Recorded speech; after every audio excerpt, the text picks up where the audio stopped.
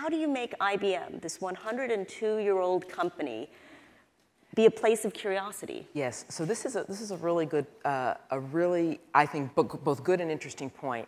A mechanism that has, I think, worked for us is an idea about, because you always have to balance both the short and the long term and find a way to engage, as you described.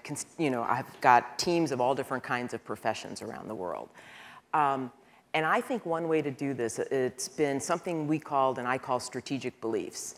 Meaning, look, the world is moving fast. However, you've got to both make short-term decisions that reinforce a long-term vision of where you're going.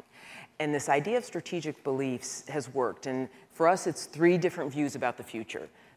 One is that there is a new era of computing. You started it by talking about that. The second is that it's going to bring technology to new buyers, in fact, to new people who don't necessarily think of technology firsthand to do their jobs.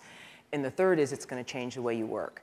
And then within that, you make your short-term and long-term. And the reason I bring it up is I think all of us have really smart people in our companies, and you need to give them a framework to be able to innovate on their own, make fast decisions, change, do things, but kind of with a true north about where it goes over the long term.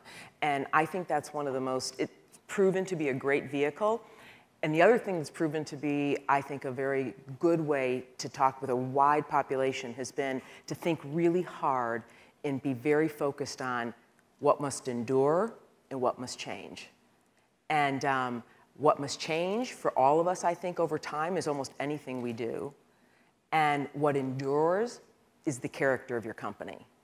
And this idea of your character, and I've had some really great interaction with the whole population.